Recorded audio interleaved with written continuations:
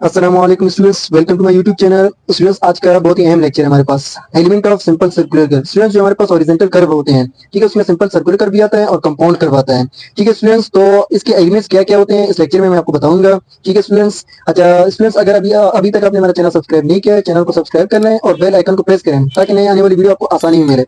Students, ये क्या है? एक सिंपल कर्व है हमारे पास, ठीक है, सिंपल सर्कुलर कर्व या हॉरिजॉन्टल कर्व आप इसको कह सकते हो। ठीक है स्टूडेंट्स, तो हमें कर्व कब जरूरत पड़ेगी इसमें मैं आपको बताऊंगा कि अगर कोई हमारे पास रोड है कि हमें रोड की डायरेक्शन में कोई रिस्ट्रिक्शन आ गया, हमें कोई बिल्डिंग आ गया, कोई ग्रेवयार्ड आ जाए, कोई रिस्ट्रिक्शन आ गया जिसकी वजह से हम क्या कर लेंगे, रोड की डायरेक्शन को चेंज कर लें, तो वहां पे हमें कर्व की जरूरत पड़ेगी। तो स्टूडेंट्स, ये एक सिंपल कर्व है। ठीक है स्टूडेंट्स, ये एक रोड यहाँ से जा रहा है, ठीक है। अच्छा, अब हमने क्या करना है, दूसरे रोड, इस रोड पे जाना है। तो स्टूडेंट्स, डायरेक्ट हम क्या कर लेंगे, उसमें चेंज नहीं कर सकते हैं क्योंकि हमारे पास एक्सीडेंट की खदशात हो सकते हैं। तो क्या कर लेंगे, हम सिंपल कर्व प्रोवाइड कर लेंगे ताकि आसानी से गाड़ी टर्न कर सकें दूसरे रोड की तरफ। ठीक है स्टूडेंट्स, ये देखिए स्टूडेंट्स, हमारी असल कर्व यहाँ से शुरू होकर यहाँ तक होता है। ठीक है स्टूडेंट्स, ये हमारे पास एक रोड जा रहा है और ये दूसरा हमारे पास रोड जा रहा है। ठीक है स्टूडेंट्स, तो क्या है, ये हमारे पास होते हैं टेंजेंट। ठीक है स्टूडेंट्स, ये पहला टेंजेंट है, ये हमारे पास दूसरा टेंजेंट है। ठीक है स्टूडेंट्स, अब क्या है, ये हमारे पास जहां से हमारे पास कर्व स्टार्ट होगा तो उसको हम कहते हैं टेंजेंट वन, और जहां पे एंड होगा उसको हम कहते हैं टेंजेंट टू। ठीक है स्टूडेंट्स, T1 T2।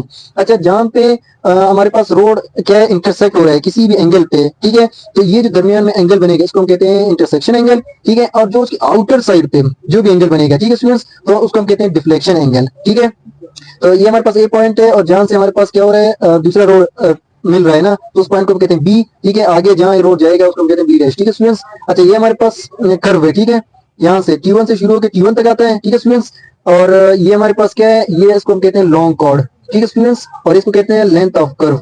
अच्छा, यहाँ पे देखिए ये जो दोनों किसी ओरिजिन पे लाइन मिलते हैं ना, ये जो हमारे पास कर्व है, तो उनको हम कहते हैं, ठीक है, रेडियस। ये हमारे पास रेडियस है, ठीक है, और ये भी रेडियस, दोनों रेडियस सेम होते हैं। ठीक है, ये हमारे पास ओरिजिन पॉइंट है।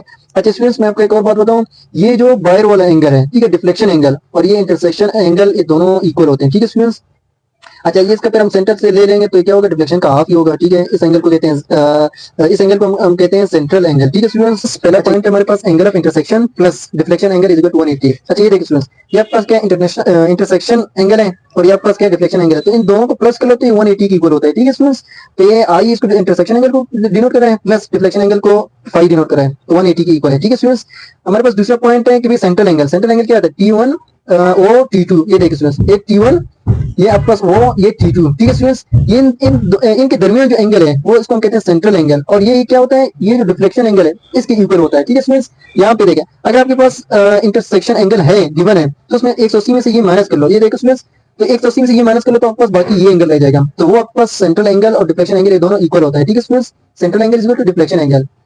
तीसरा पॉइंट हमारे पास है टेंजेंट लेंथ। टेंजेंट लेंथ क्या होती है, बी T1 और बी T2, ये जो जहां से आपका कर्व स्टार्ट होगा वहां से लेकर ये जो इंटरसेक्शन पॉइंट है यहाँ तक जो डिस्टेंस है इसको कहते हैं टेंजेंट लेंथ। सिमिलरली यहाँ पे टेंजेंट आपकी कर्व लेंथ एंड होगी और जो पॉइंट ऑफ इंटरसेक्शन है वहां से यहाँ तक का डिस्टेंस आपके पास क्या है, ये आपके पास टेंजेंट लेंथ है। इसका फार्मूला है radius into ten pi by two. अगर आपके पास रेडियस हो, एंगल ऑफ डिफ्लेक्शन हो, ठीक है, उसको डिवाइड कर लो 2 से, तो आपके पास आ जाएगा टेंजेंट लेंथ। ठीक है स्टूडेंट्स, चौथे नंबर पे length of long cord 2T1E। अच्छा ये क्या है मैं बताता हूँ, इधर देखिए स्टूडेंट्स, ये यहाँ से जहां से आपका कर्व लेंथ स्टार्ट होगा और कर्व लेंथ एंड होगी, ये जो स्ट्रेट लाइन होगी, ठीक है, स्ट्रेट ये लाइन है, ये डिस्टेंस को हम क्या कहते हैं, लेंथ ऑफ लॉन्ग कॉर्ड। ठीक है स्टूडेंट्स, अच्छा यहाँ पे 2T1E, ये कैसे है, यहाँ से देखना, यहाँ पे T1 से E तक एक, फिर E से T2 तक 2 हो गए। ठीक है, आपके पास क्या होगा, डबल हो गया ना, तो 2T1E। ठीक है, अच्छा इसका फॉर्मूला हमारे पास है 2R sin पाई बाई 2। ठीक है, रेडियस हो और प्लस एंगल ऑफ डिफ्लेक्शन हो तो ये आपका लॉन्ग कॉर्ड की लेंथ आसानी से फाइंड होगा। ठीक है स्टूडेंट्स, जो हमारे पास पांचवा एलिमेंट है वो क्या है, length of curve. Length of curve क्या है,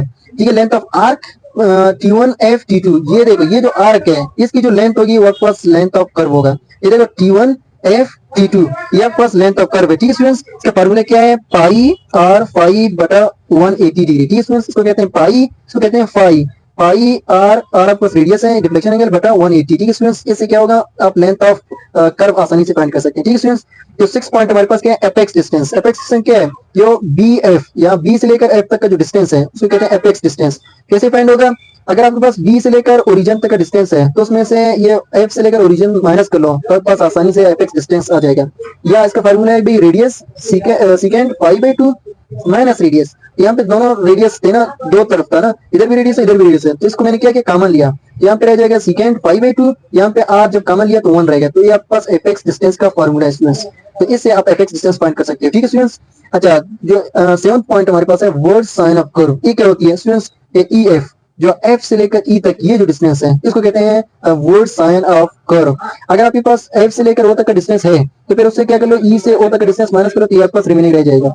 यह उसका फॉर्मूला है भाई, radius minus radius cos pi by 2। तो यहाँ पे भी रेडियस है, यहाँ पे भी रेडियस है, दोनों रेडियस में से एक कॉमन ले लिया तो यहाँ पे हमारे पास 1 रह गया minus cos pi by 2। Students बहुत इजी है, आप इन एलिमेंट को याद रखें। फिर हमने इससे सिमिलरली नेक्स्ट जो मेरा वीडियो होगा वो सिंपल कर्व को डिजाइन कैसे कर लेंगे तो वो वीडियो मैं अपलोड कर लूंगा, आप उसे इजीली समझ सकोगे, ये जो एलिमेंट्स को याद रखोगे। स्टूडेंट्स अगर कहीं आपको समझना है तो कमेंट बॉक्स में मुझसे पूछ सकते हो। ठीक है स्टूडेंट्स, अल्लाह हाफिज।